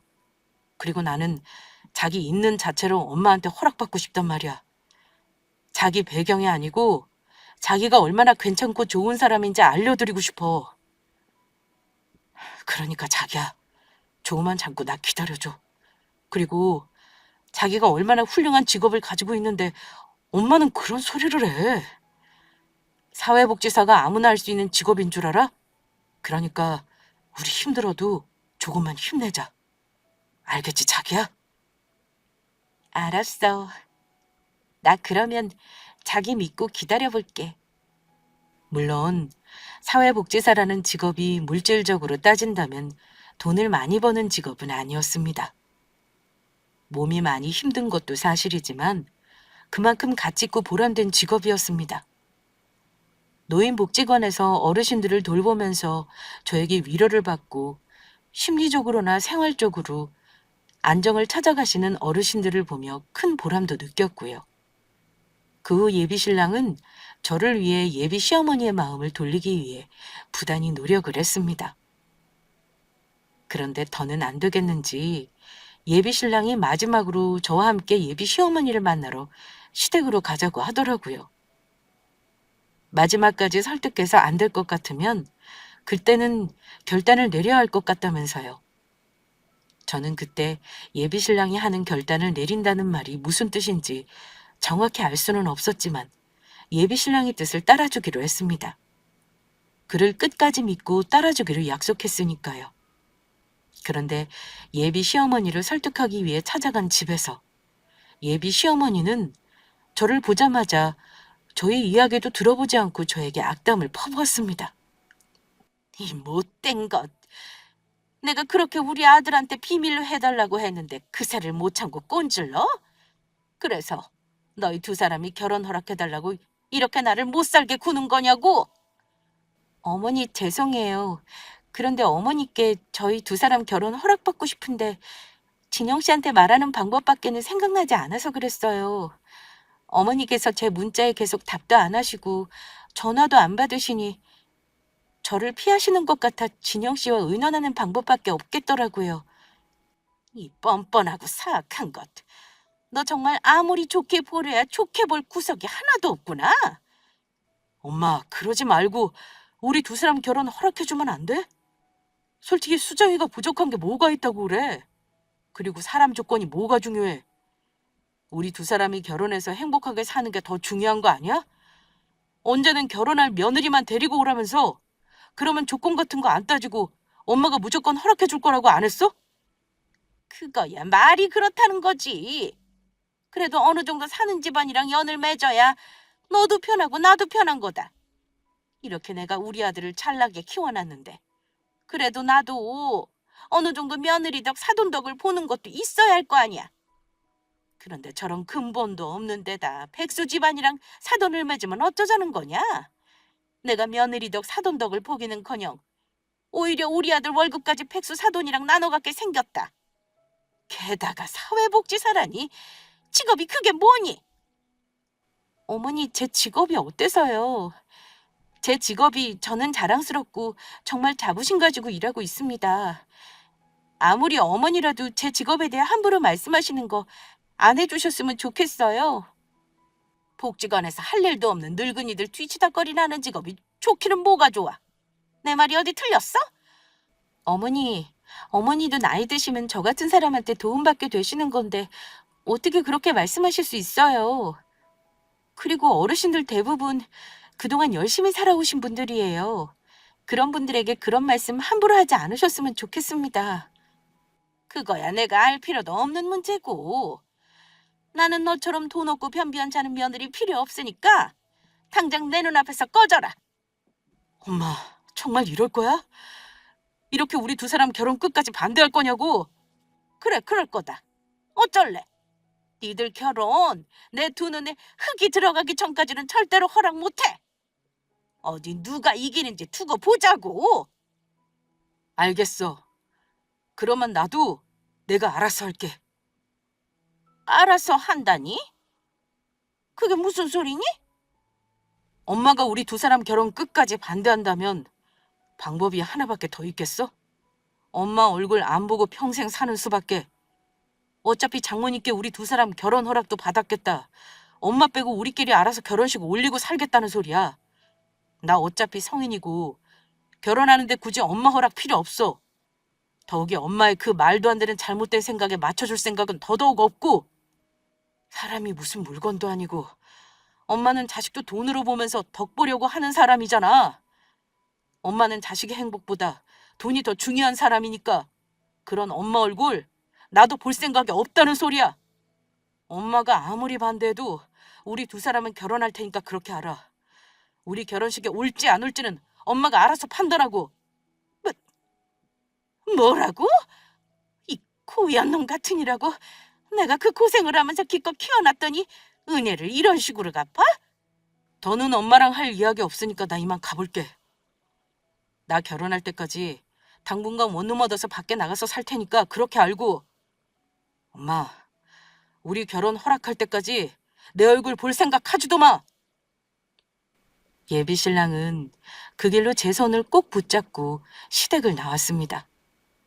예비 시어머니가 예비 신랑을 향해 고래고래 소리를 지르며 욕을 퍼부었지만 예비 신랑은 눈 하나 깜짝 안 하더라고요.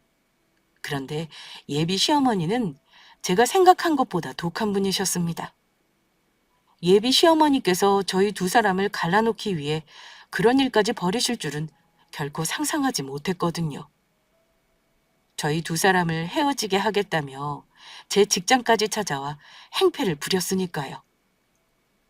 그것도 제가 퇴근하는 시간에 맞춰 복지관 앞에서 기다렸다가 저를 보자마자 제 멱살을 잡았습니다. 너 이 못된 것 잘 만났다. 너 때문에 우리 아들이 내 전화도 안 받고 피하는데 이걸 어떻게 책임질 거야? 너 때문에 우리 아들이랑 나랑 모자지간에 인연까지 끊기게 생겼어. 어디 너도 내가 당한 만큼 당해봐라. 어머니, 이거 놓지 못하시겠어요? 그리고 그게 어떻게 제 탓이에요. 어머니께서 저희 두 사람 결혼 반대하셔서 그런 거잖아요. 그러면 너라면 너같이 편비한 자는 비렁뱅이 백수 집안에 네 아들을 줄 수 있겠냐? 당장 우리 아들이랑 헤어져. 어서 헤어지겠다고 말하라고. 저도 참는데도 한계가 있었습니다. 처음 예비 시어머니께서 저를 찾아왔을 때는 너무 당황해서 당했지만 저도 두 번을 당해줄 만큼 호락호락한 사람은 아니었죠. 그래서 저는 제 멱살을 잡고 있는 예비 시어머니의 두 손을 움직이지 못하도록 꼭 붙잡았습니다. 그랬더니 예비 시어머니는 화가 나 더 난리를 치더라고요. 그러나 나이 드신 분이 젊은 사람을 이겨내니 만무했죠. 이거나, 너 이거 놓지 못하겠어? 아니요. 어머니 저 못 놓겠는데요. 어머니 제발 정신 차리세요. 요즘 세상이 어떤 세상인데 사람 조건만 보고 따지면서 이렇게 무시하세요. 그러다가 어머니 평생 후회할 일 생긴다고요. 나중에 저한테 이렇게 한 거 얼마나 후회하시려고 그러세요? 후회 같은 소리하고 앉아있네. 내가 후회할 일 절대 없거든. 네가 내 며느리 되는 게 후회할 일이지. 너 일로 와. 너 같은 건 나한테 더 혼이 나봐야 해.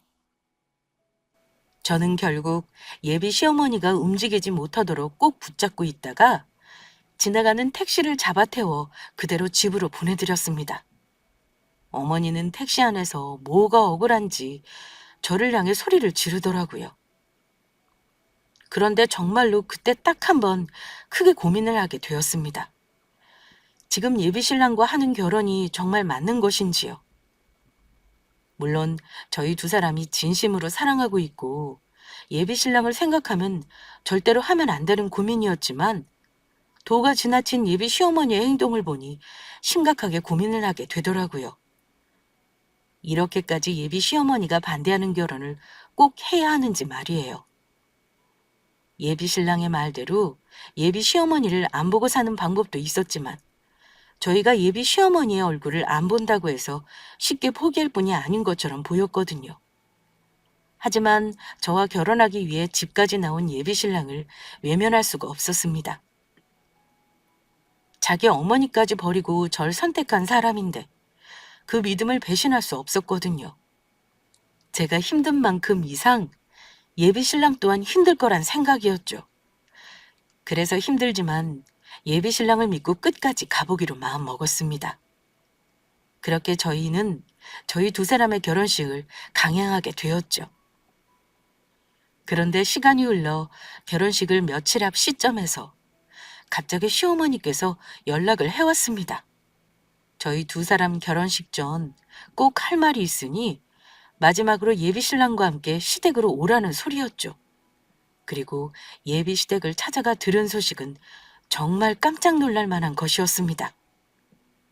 내가 너희 두 사람에게 줬다. 둘이 결혼하거라. 엄마, 정말이야? 정말 우리 결혼 허락하시는 거야? 어머니 정말이세요? 그래. 자식이기는 부모 없다고.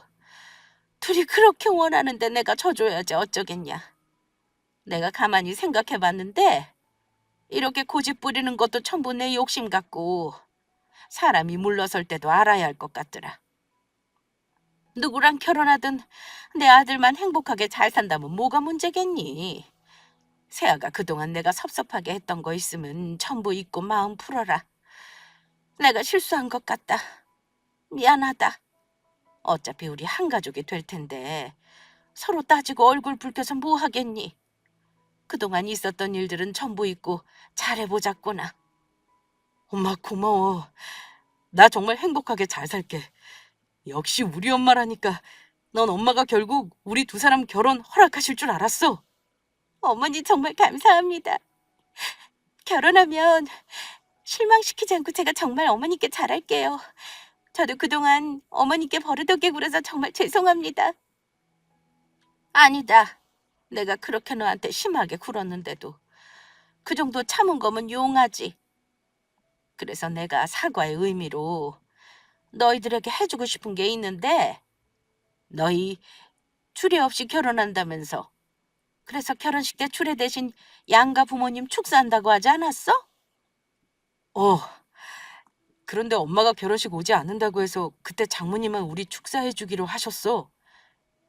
우리 아들 결혼식인데 사돈댁 혼자만 어떻게 축사를 시키니? 이왕 너희 결혼식 허락도 했으니 나도 사부인이 하기로 한 그 축사 하마. 우리 새아가에 대한 내 사과의 의미로 말이다. 진짜야? 진짜 엄마도 우리 결혼식 축사해 줄 거야? 안 그래도 장모님 혼자 축사하시면 이상할 것 같아서 걱정했는데, 와, 진짜 신난다. 엄마, 정말 고마워. 어머니, 감사해요. 결혼식 얼마 안 남았는데 두 사람 잘 준비하고 앞으로는 행복하게 살 생각만 해라. 알았지? 예비 시어머니의 결혼 허락도 받고 정말 그날은 날아갈 것 같은 기분이었습니다. 그런데 한편으로는 걱정도 되더라고요. 물론 예비 시어머니께서 저희 두 사람 결혼을 허락해 주신 건 정말 고마운 일이지만 왠지 꺼림칙한 것이 마음이 내키지 않는다고나 할까요? 그동안 겪어본 예비 시어머니의 성격으로 보아 절대로 저희 두 사람의 결혼을 이렇게 쉽게 허락해 주실 분이 아닌데 괜스레 의심이 들었습니다. 그래서 전 예비 신랑에게 부탁을 할 수밖에 없었습니다. 자기야, 그런데 어머니께서 우리 결혼 허락하신 게 정말 맞을까? 당연히 맞지. 엄마가 직접 우리 결혼 허락하신다고 그동안 미안했다고 사과까지 하셨잖아. 그런데 뭐가 걱정이야? 어머니께서 갑자기 우리한테 잘해주시면서 축사까지 해주시겠다는 것도 마음에 걸리고 자기가 어머니께 우리 결혼 정말 허락하신 게 진심인지 한 번만 물어봐 줄 수 있어?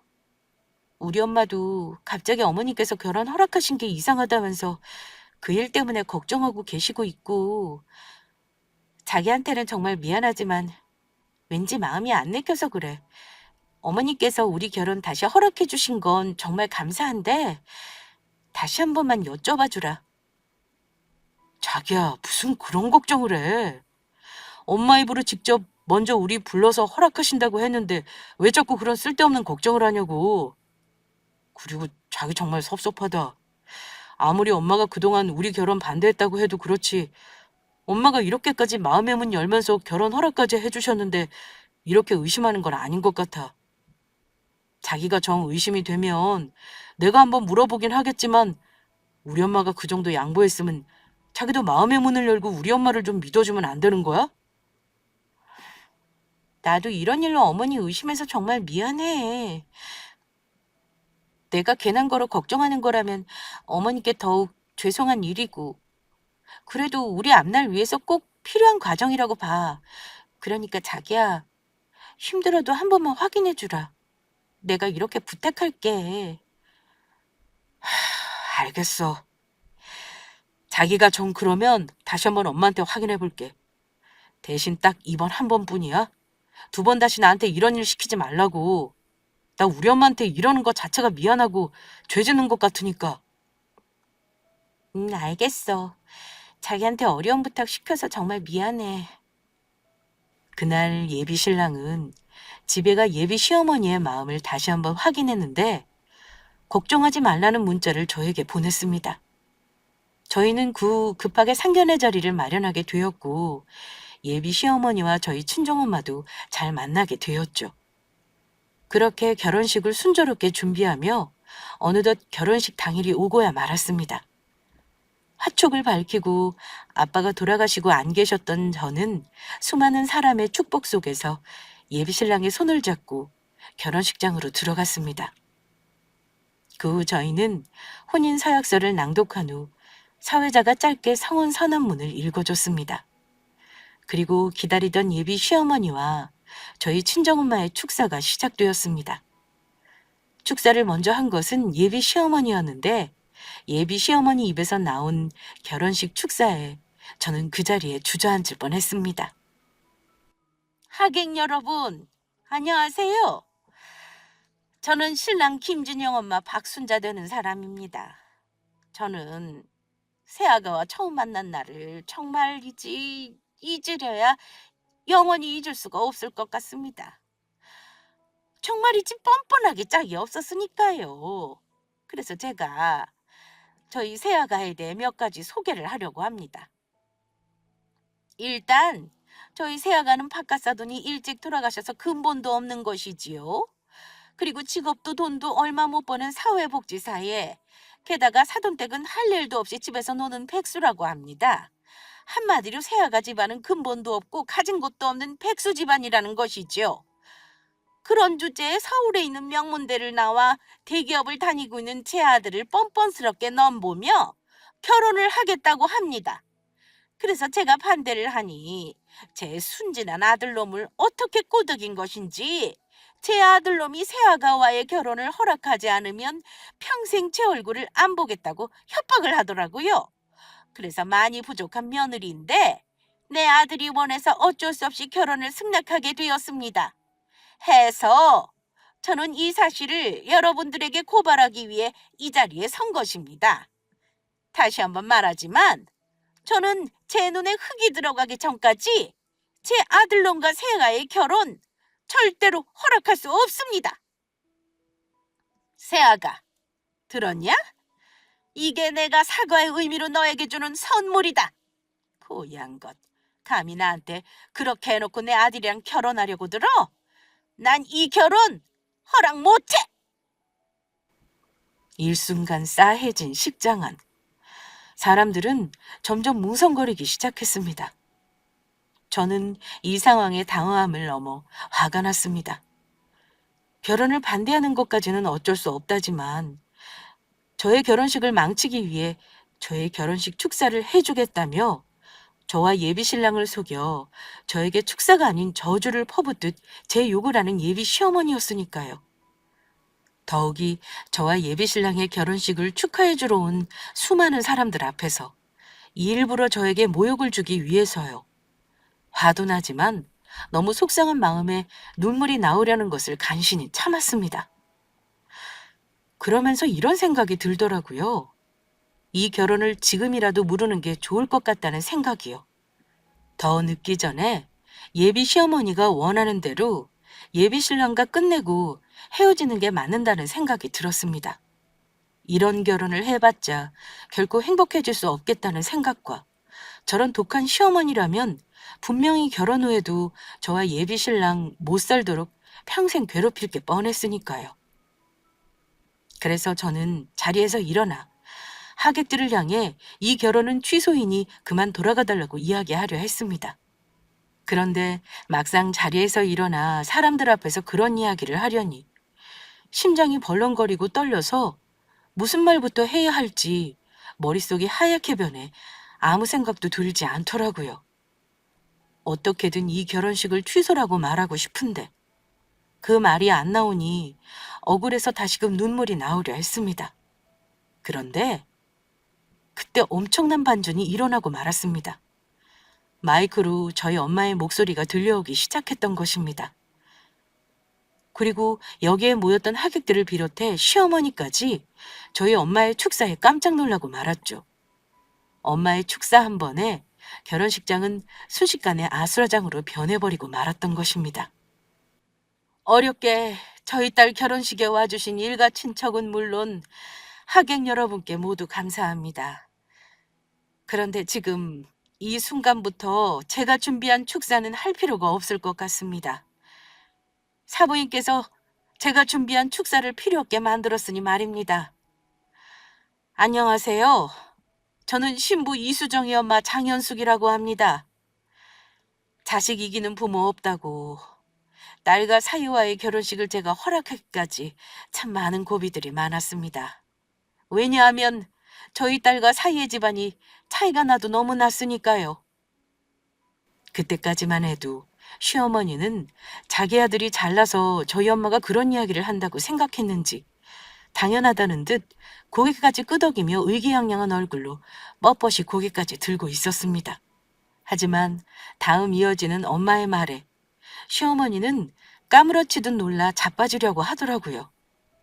저희 엄마가 말하는 다음 이야기는 아무도 상상 못한 거였으니까요.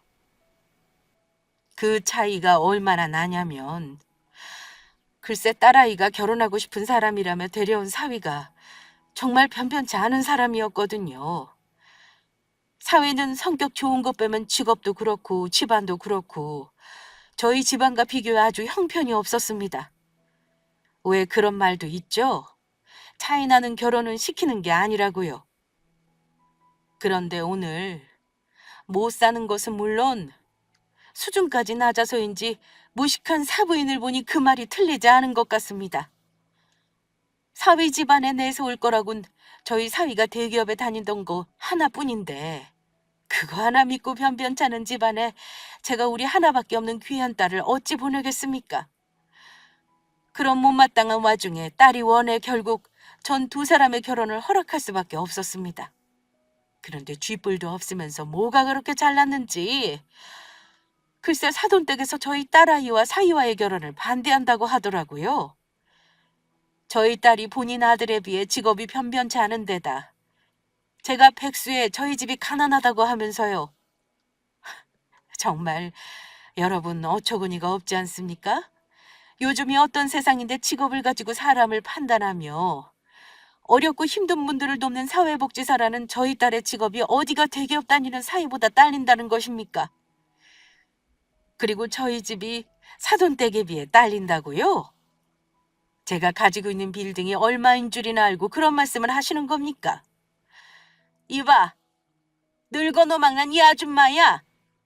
당신이 살고 있는 집 10채를 팔아도 당신 아들이 평생 월급 모아도 내가 가지고 있는 건물 못 사. 내 말 무슨 말인지 알아들어? 내가 죽으면 내가 가지고 있는 빌딩 우리 딸이 물려받게 될 거라고. 나야 건물이라도 가지고 있으면서 관리라도 하고 있지. 당신이야말로 비렁뱅이 아들한테 생활비 받고 사는 백수 아니야? 그래서 하는 말인데 전 저희 딸의 행복을 위해 이 결혼을 취소하기로 했으니 하객분들은 지금 나가시면서 축의금 봉투 돌려받으시면 감사하겠습니다. 죄송한 마음에 모든 비용은 제가 책임질 테니 받으신 식권으로 식사 맛있게 하고 돌아가십시오. 아, 그리고 제 돈으로 굳이 신랑 하객들에게까지 식사 대접을 할 생각 없으니 신랑 하객들은 알아서들 돌아가 주시길 바라겠습니다.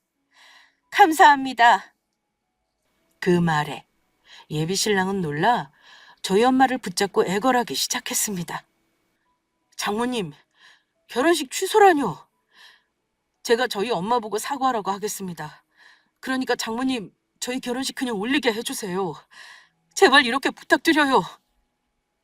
김서방, 안 됐지만 그러기에는 이미 너무 늦었어. 그러게 자네 엄마 간수는 자네가 알아서 잘했어야지. 자네 엄마가 일을 이 지경까지 만드는 동안 도대체 뭐 한 건가? 조금이라도 낌새가 이상했으면 자네 엄마를 도중에라도 결혼식에 오지 못하게 하든가. 제대로 설득을 잘하던가 했어야지. 도대체 이 꼴이 뭐야? 자네 엄마가 우리 딸이랑 결혼 허락한다고 하니까 정말 고지고대로 그 말을 믿고 있었던 건가? 내가 우리 딸아이한테 시켜 몇 번이고 자네한테 자네 엄마가 결혼 허락한 게 확실한지 혹시 다른 뜻은 없는 건지 알아보라고 했을 때 자네가 걱정하지 말라고 자네 엄마가 우리 딸이랑 결혼 허락한 거 맞는다고 하면서 대충 넘겼었지? 결혼이 작은 일도 아니고 일륜지 대사인데 어떻게 그렇게 쉽게 넘길 수가 있어?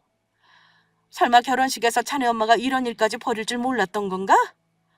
김서방, 안 됐지만 나도 더는 어쩔 수 없을 것 같네. 이번 일로 자네한테도 실망했지만 내 귀한 딸 자네 집안에는 못 줄 것 같아. 이 결혼식은 취소야. 그러니 앞으로는 남남으로 각자 잘 살자고. 장모님, 제가 잘못했습니다. 장모님 말씀이 맞아요. 엄마 낌새가 이상하긴 했지만 결혼식만 잘 넘어가면 된다고 생각해서 장모님이랑 수정이가 여러 번 저한테 이야기했는데도 제가 알면서도 모르는 척했습니다. 저희 엄마가 이렇게 큰일을 벌일 거라고 생각 못했거든요. 그래도 이건 아니잖아요. 우리 두 사람 서로 얼마나 사랑하는데요. 차라리 제가 저희 엄마를 안 보고 살게요. 그러니까 제발 장모님 마음 한 번만 돌려주시면 안 될까요? 수정아, 너도 뭐라고 이야기 좀 해봐. 진영 씨 미안하지만 우리는 여기서 끝내야 할 것 같아. 나도 마음 아프지만 이건 아니야. 왜 그동안 내가 이야기했던 거 무시했어?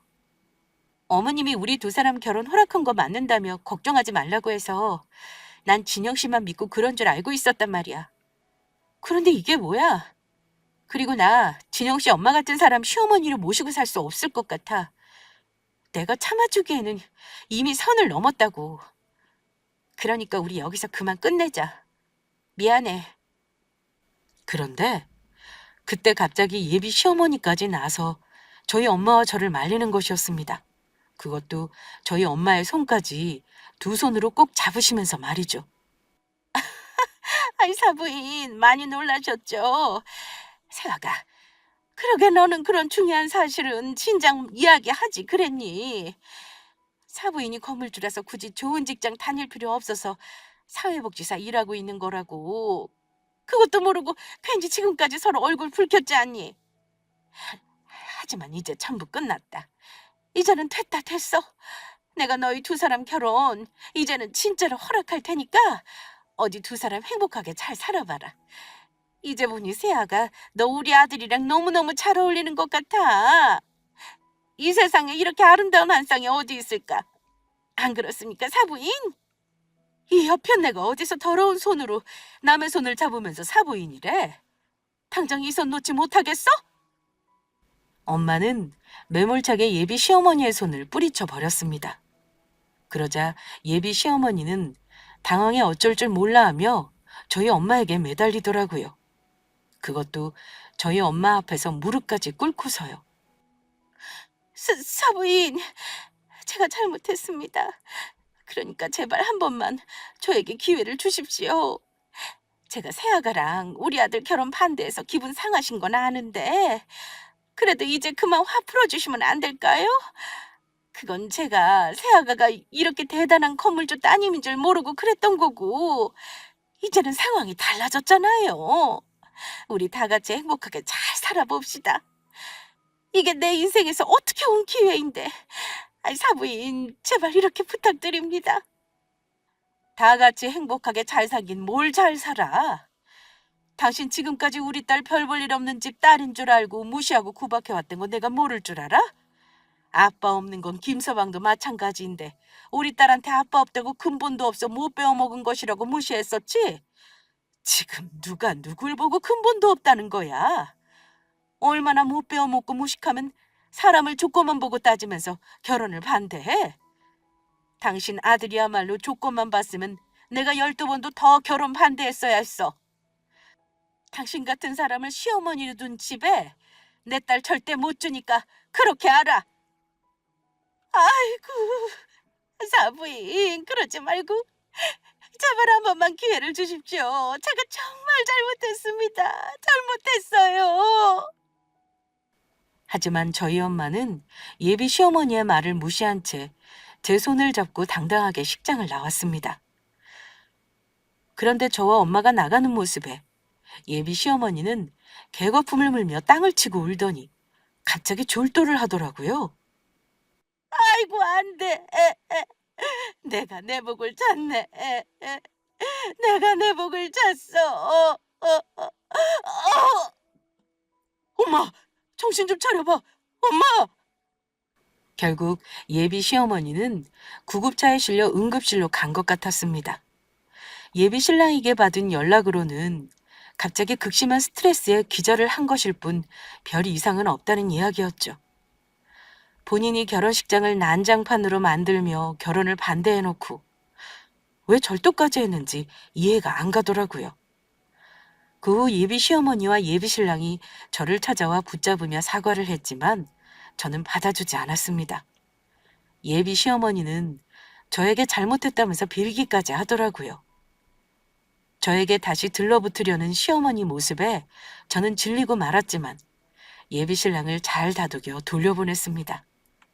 이번은 예비 신랑의 얼굴을 봐 마지막으로 봐주는 거지만 다시 한번 찾아오면 그때는 나도 경찰에 신고할 수밖에 없다는 말을 덧붙인 다음에요. 그렇게 저와 예비 신랑은 파혼을 하고 말았습니다. 그런데 막상 예비 신랑과 헤어지고 나니 많이 힘들더라고요. 제가 진심으로 사랑했던 사람이었으니까요. 그렇게 헤어지고 나니 또다시 새로운 인연이 저에게 다시 찾아오더라고요. 그 인연으로 지금의 남편을 만나 결혼을 하게 된 것이니까요. 남편은 같은 사회복지사로 저희 노인복지관에서 새롭게 들어와 일하게 된 사람이었는데 서로 마음도 잘 통하고 남편의 다정다감한 성격에 처음에는 친구처럼 지내게 되었습니다. 그런데 서로 조금씩 가까워지며 나중엔 저희 사정까지 다 알게 되었는데도 남편이 먼저 다가와 주더라고요. 그렇게 저희는 결혼까지 약속하고 시부모님께 인사를 드리러 가게 되었는데 시부모님 두 분 다 저를 기쁘게 환대해 주셨습니다. 저희 엄마가 건물을 가지고 있다는 이야기를 드리지 않았는데도 말이에요. 시부모님은 두 분 다 알고 보니 대학교 강단에 서시는 교수님이셨는데 알고 보니 남편도 대학 교수 준비 과정을 위해 실무 경험을 하러 사회복지사로 일을 배우기 위해 나왔던 것이더라고요. 그 후 저희는 결혼까지 매우 순조롭게 하게 되었습니다. 엄마도 이번에는 제가 정말 좋은 남편과 시부모님을 만나 결혼하게 된 것 같다면서 기뻐하셨고요. 그래서 저는 현재 사랑하는 남편과 함께 시부모님께 귀염을 받으며 누구보다 행복한 결혼 생활을 하며 살고 있습니다. 여러분들도 누군가를 만나게 된다면 나의 조건이나 겉모습이 아닌 나 자체를 보고 인정해주는 사람과 만났으면 좋겠어요. 그래야 사람 대 사람으로 진짜 인연을 맺을 수 있을 테니까요. 그러면 썰TV 구독자님들 모두 행복하길 바라며 이만 제 사연을 마치도록 하겠습니다. 모두 감사합니다.